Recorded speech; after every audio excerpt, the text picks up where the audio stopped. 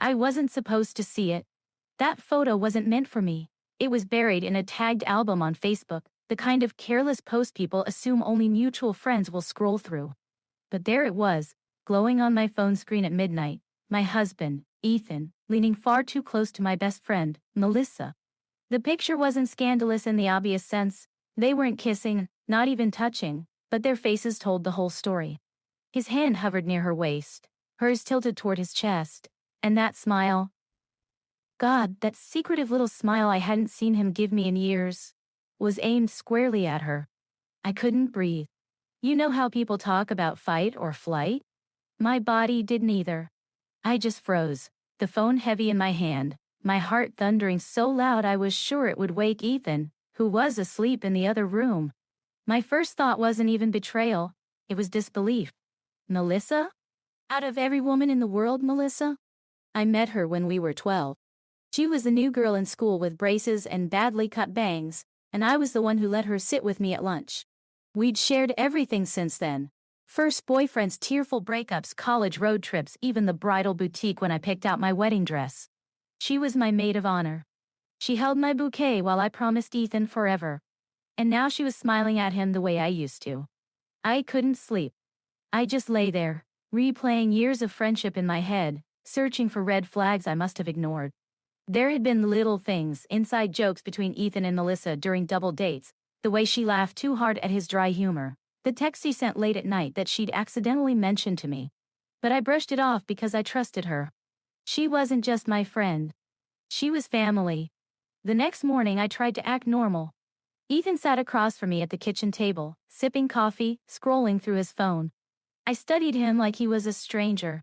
His hair was messy, his t-shirt faded, his expression neutral, but all I could see was that smile in the photo. I wanted to scream, to slam the phone in front of him and demand answers. But the words stuck in my throat. Instead, I tested him. Melissa texted me last night, I lied casually, stirring sugar into my coffee. He didn't look up. Yeah. She said she was out with friends. You didn't happen to run into her, did you? It was subtle, but I saw it, the half-second pause, the way his thumb froze on the screen before he cleared his throat. No, he said flatly. Why? My stomach flipped. Ethan wasn't a good liar. He never had been. I forced a smile. Just wondering. And that was the moment I knew. The rest of the day felt surreal. I went through the motions at work, nodding at meetings, replying to emails, but inside my mind was chaos. Every laugh, every late-night girls' chat with Melissa, every small detail from the past few months was suddenly poisoned with doubt. How many times had she sat across from me, pretending everything was fine while secretly slipping into my husband's world? By the time I drove home, I'd made a decision. I wasn't going to confront either of them just yet. I needed proof, undeniable proof that couldn't be explained away. That night, I texted Melissa. Hey, it's been forever. Brunch this weekend? Just us girls. Her reply came instantly. Of course. Can't wait. And just like that, I had my plan. I stared at her message for a long time, torn between heartbreak and fury. Because here's the truth no one tells you. Betrayal doesn't feel like a stab in the back. It feels like the ground disappearing beneath you, leaving you clawing at air while the people you trusted most watch you fall.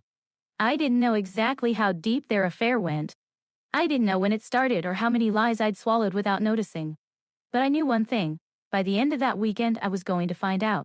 And once I had the truth, nothing, absolutely nothing, would ever be the same again. The cafe Melissa suggested was one we'd been going to for years, a cozy little place with chipped mugs and mismatched chairs that had become our spot after college. Walking in that Saturday morning felt like stepping into an old memory, but my stomach twisted as soon as I saw her. Melissa was already seated by the window, her blonde hair catching the sunlight, her smile bright and effortless. To anyone else, she looked like the same friend I'd trusted my whole life. But to me, she was a stranger wearing my best friend's face. Hey you, she said, jumping up to hug me like nothing was wrong. I let her arms wrap around me, but all I could think about was Ethan's hand at her waist in that photo. My skin crawled. We ordered coffee, and she launched into stories about work, her latest fitness obsession, and a new Netflix show. I nodded along, barely hearing her. I was too busy studying her. The way her eyes darted away whenever I mentioned Ethan, the way she fiddled with her napkin when I casually said he'd been working late a lot. I finally leaned forward. So, you've been spending time with Ethan? Her head snapped up, eyes wide. For a split second I saw panic flicker across her face. Then she laughed. What? No, I mean, sure, here and there, but you know me, you're my girl. Ethan's just, Ethan. I smiled, but my chest tightened. She was lying. And I realized something terrifying. She was good at it. The conversation dragged on, shallow and meaningless, until I couldn't take it anymore. I excused myself to the bathroom, locking the door behind me. My hands shook as I pulled out my phone. I wasn't sure what I was searching for. Maybe some sign of guilt, some careless text or missed call. Instead, I found her Instagram open in my browser. That's when I saw it. Buried in her story, highlights was a short clip from a girl's night, weeks ago. The video panned across a crowded living room, wine glasses clinking, music playing. And there, barely visible in the corner, was Ethan's jacket. The same dark leather one I'd bought him for Christmas. He hated parties. He would never have gone to something like that without a reason. My stomach turned. When I returned to the table, Melissa was scrolling through her phone, completely at ease. I slid into my seat, forcing a smile. You know, we should plan a double date soon, I said, my voice sugar-sweet. You and whoever you're seeing these days, me and Ethan. Her eyes flickered again. Another pause, another silent confession. She laughed it off, but I caught the stiffness in her shoulders. I didn't press further. Instead, I let her ramble until brunch ended, hugged her goodbye, and walked out with my decision cemented. I couldn't do this dance anymore. I needed Ethan to face me. That night, I waited until he was in bed, scrolling on his phone like always. I sat down across from him, heart hammering in my chest.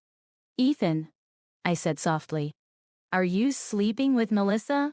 The silence that followed was the longest of my life. He didn't laugh, didn't scoff, didn't even look surprised. He just stared at me, his jaw tight, his knuckles white around the phone. And then he whispered, "It's not what you think." My heart cracked. So it is something. He ran a hand through his hair, his face crumpling. It just happened. I didn't plan it. I swear to God, I didn't mean for it to go this far. Then, the words hit harder than a scream. This far. That meant there had been kisses, touches, moments I could never unsee. Tears blurred my vision, but I forced myself to ask, how long? 6 months, he whispered. 6 months. Half a year of lies, of dinners where I sat across from both of them, oblivious. Half a year of Melissa pretending to be my sister while sneaking behind my back with my husband.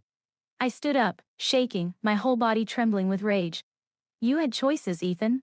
Both of you did. And every single time, you chose to betray me. He reached for me, but I stepped back. I couldn't bear his touch. Not anymore. That night, I didn't sleep beside him. I curled up on the couch, clutching a blanket, staring at the ceiling until dawn. I felt hollow, like someone had carved me out from the inside. But beneath the grief, a fire started to burn. A sharp, undeniable clarity. This wasn't just about Ethan. It wasn't even just about Melissa. It was about me, and what I was willing to accept. And as the sun rose over our quiet little street, I knew one thing for certain. I wasn't going to be their victim. Not now. Not ever again. The next morning, Ethan acted like nothing had happened. He brewed coffee, kissed the top of my head as though the night before hadn't cracked our lives wide open. I watched him move around the kitchen, steady and practiced, and it made me sick. How could he go through the motions so easily while I was drowning? I'll be late tonight, he said casually, rinsing his mug. I almost laughed. The audacity of it. After confessing he'd been cheating on me for half a year, with my best friend, he thought he could still spin the same lines. Don't bother, I said flatly. You won't be coming home. That got his attention. He froze, his hand gripping the sink. Slowly, he turned to face me, his eyes dark with something between fear and guilt. Claire, please. We can fix this. Ni perme. I shook my head. You broke us. You and Melissa, and now, you're going to live with that choice. His lips parted like he wanted to argue, but I walked past him before he could speak. I couldn't stand another second in that kitchen, the same kitchen where Melissa had sat countless times, laughing with me, pretending to be my sister while she was sleeping with my husband. 1. I spent the afternoon at my sister's place, curled up on her couch with a cup of tea I couldn't drink. When I told her what happened, she didn't even try to hide her disgust. That woman sat at our Thanksgiving table last year, she spat. God, Claire, I always thought she was too close to him. You trusted her more than anyone. I nodded, tears spilling down my cheeks. She was like family. And Ethan, my voice broke.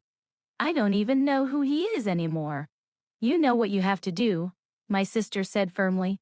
You don't get past something like this. Her certainty was comforting in a way. Because the truth was, part of me still wanted to believe Ethan. Part of me wanted to cling to the years we'd built together.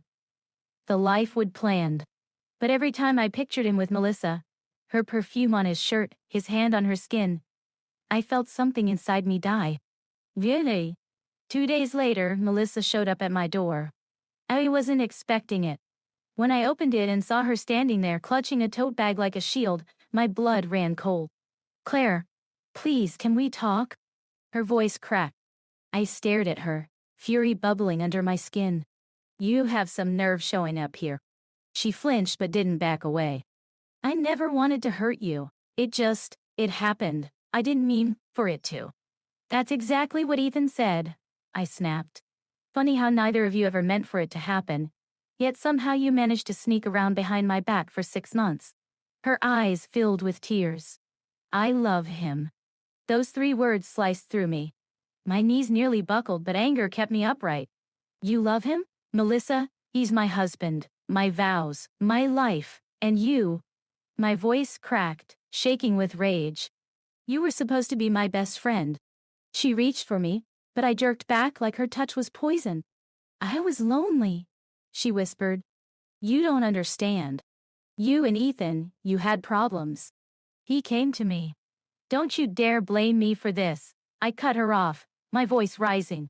My neighbors could probably hear, but I didn't care. You wanted him. You wanted what was mine. And instead of being a friend, instead of being honest, you stole the one person you knew would destroy me. She broke then, sobbing, her shoulders shaking. But I felt nothing. No sympathy, no sadness. Just a cold, hollow rage. Get out, I said, my voice low and dangerous. And don't ever come back. She hesitated, tears streaking her face, then turned and walked away. When the door shut behind her, I slid to the floor, finally letting the sobs rip through me. Wine. That night I packed Ethan's things into boxes. Every shirt, every book, every stupid pair of sneakers he left by the door. I piled them neatly in the garage, like I was erasing him piece by piece. When he came home and saw the boxes, his face fell. Claire, please, he whispered, stepping toward me. Don't throw this away. Don't throw us away. I looked at him, really looked at him. The man I thought I knew, the man I once loved so fiercely, and all I saw was betrayal. You already did, I said. He begged. He cried. He swore he'd end things with Melissa, that it was just a mistake, that we could rebuild. But his words were meaningless. They dissolved before they even reached me. Because the truth was, something inside me had shifted. The love I once had for him was gone, burned away by betrayal, and in its place was something stronger. Resolve. I wasn't going to be their victim. I wasn't going to let them destroy me. The battle lines were drawn, and I was ready to fight for myself. The weeks after I threw Ethan out were a blur of paperwork, whispers, and cold, bitter mornings. Divorce isn't glamorous. It's not like in the movies where you burn his clothes and dance to some triumphant anthem. It's forms, lawyers, dividing furniture and realizing that every plate and towel has a memory attached to it. Our town wasn't huge, and gossip traveled fast. By the time I went to the grocery store alone for the first time, people were already whispering. Some avoided eye contact. Others lingered too long, their pity written all over their faces. One neighbor cornered me in the produce aisle and muttered, I always thought Melissa was trouble. I forced a smile and walked away, my chest burning with humiliation. Melissa and Ethan didn't hide for long. Within a month, they were spotted together, at a bar, walking downtown, even holding hands in broad daylight. Seeing them together should have destroyed me. Instead, it lit a different fire. They weren't ashamed. They weren't sorry. So why the hell should I be the one to shrink away? I moved into a small apartment near the river, leaving the house behind. At first, it felt like defeat, downsizing, starting over, but slowly, I began to see it as freedom. No ghosts in the walls, no echo of laughter that wasn't real anymore. Just me, and four walls that belonged to no one else. The first night there, I unpacked a single box. Just the essentials. Clothes, toothbrush, one wine glass, one mug. I curled up on the mattress on the floor, staring at the blank ceiling, and realized something shocking. I could breathe. For the first time in months, maybe years, I didn't feel like I was living in someone else's shadow. Of course, it wasn't easy. Ethan tried to worm his way back, calling late at night, sending flowers to my office, leaving messages that said things like, "I made a mistake. Melissa isn't you. Please come home." Hell. Every time I heard his voice, I felt torn open again. But I didn't answer. Not once. He'd made his bed. Melissa, on the other hand, stayed silent. No texts, no apologies, no late-night calls. I think she knew there was no coming back from what she'd done. We weren't just broken, we were erased. Jin. People often ask when the anger fades. For me, it didn't. Not right away. If anything, it sharpened. The sight of them together burned in my chest, but it also gave me fuel. I started running again. At first, just a mile. Then, 3. Then, 6. Every pounding step on the pavement felt like I was stomping out the pieces of them lodged inside me. My body grew stronger as my heart slowly began to heal. I reconnected with friends I'd neglected during my marriage, women who invited me out for drinks, coworkers who dragged me to trivia nights. At first I went out of obligation, smiling through the pain. But over time, I realized I was laughing again. Really laughing. One night, after a particularly long run, I looked at myself in the mirror. Sweaty, messy, exhausted, and saw someone I hadn't in years. A woman who wasn't defined by being Ethan's wife or Melissa's best friend. Just Claire. And she was still here. Of course, there were setbacks. A few months into the separation, I walked into a restaurant with coworkers and spotted them across the room. Ethan and Melissa side by side in a booth, his arm draped casually around her shoulders. The old me would have bolted, but I didn't. I walked past their table, head high, my laughter louder than it needed to be. Melissa's eyes flicked up to mine, wide and uncertain, but Ethan just stared, his face pale. That moment was worth everything. Because it was then I realized they hadn't won. They might have stolen my marriage, my sense of safety, even pieces of my past, but they couldn't take me. They. The divorce was finalized 6 months later. I signed the papers in a quiet office with beige walls and fluorescent lights, the kind of place where lives end and begin again without ceremony. When the lawyer slid the final document toward me, my hands didn't shake. I signed my name with steady ink, slid the pen back, and stood. Walking out into the sunlight, I felt lighter. Not free, not yet. Healing isn't that simple. But lighter. Like I'd been carrying a weight I didn't realize until I finally set it down. That night, I opened a bottle of wine in my little apartment, poured a single glass, and raised it to the silence. "To me," I whispered. Finally. And for the first time in a very long time, I believed it. A year after the divorce, I woke up on a crisp spring morning to the sound of birds outside my window and realized something remarkable. I wasn't thinking about them. Not Ethan. Not Melissa. Not the lies, not the betrayal, not the empty bed. Just the sun breaking through the blinds, the smell of coffee drifting up from the cafe downstairs, and the simple fact that I was alive. That realization felt like freedom. I won't lie and say healing was a straight line. It wasn't. There were nights I cried myself to sleep, mornings when the thought of getting out of bed felt impossible. Some days I hated Ethan. Some days I hated Melissa. Some days I hated myself for not seeing the signs, for being too trusting, for letting them break me. But over time, the sharp edges of that pain dulled. I stopped asking why me, and started asking what now. I built a life, piece by piece. My apartment became a home, warm, messy, filled with little things that were mine alone. I adopted a rescue dog, a scrappy mutt named Daisy who followed me everywhere, and forced me outside when I wanted to curl up and disappear. I started painting again, something I hadn't touched since college.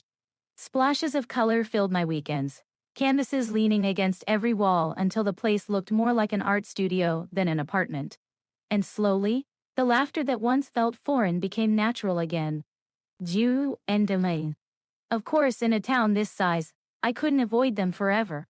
I saw Ethan and Melissa from time to time, at the grocery store, at a local festival, once even at the gym. The first time I saw them together after the divorce, my chest clenched. They looked ordinary, not glowing with forbidden passion, not radiating victory. Just two people, standing in line for coffee like anyone else. Melissa avoided my eyes, her face flushed. Ethan, though, he stared at me with something I couldn't place. Regret, maybe? Shame? Longing? It didn't matter. I didn't stop walking. By the third or fourth time, the sight of them barely registered. They were no longer the villains of my story, they were just background characters. And that was the biggest victory of all. One evening, I sat by the river with Daisy at my feet, sketchbook in hand, watching the water glow orange in the sunset. A man sat down on the bench beside me, jogging shoes still dusty from the trail. He smiled, offered Daisy a pat, and made some joke about how she looked more fit than either of us. His name was Jack. He was divorced too. His wife had left him for a coworker 2 years earlier, and the wreckage he described sounded eerily familiar. At first, we were just two strangers sharing battle scars, trading stories of heartbreak and betrayal. But over time, coffee runs turned into dinners, dinners into long walks into something softer, something steadier. Jack wasn't a grand romance or a whirlwind passion. He was kind. He listened. He never made me question my worth. For the first time in years, I felt safe. Dolly? One night, lying beside him, I confessed something I'd never admitted out loud. I thought Melissa and Ethan broke me. I thought I'd never trust anyone again. Jack squeezed my hand gently. They didn't break you. They just showed you what you deserve better than. I cried then, not from sadness, but from the sheer relief of realizing he was right. Looking back now, I don't see myself as the woman whose best friend stole her husband. That's part of my story, yes, but it's not the whole thing. I'm the woman who rebuilt. The woman who ran mile after mile until her legs were strong and her lungs were clear. The woman who painted her walls with color, who filled her home with laughter, who stood tall when the whole town whispered behind her back. Melissa and Ethan may have taken pieces of my past, but they don't own my future.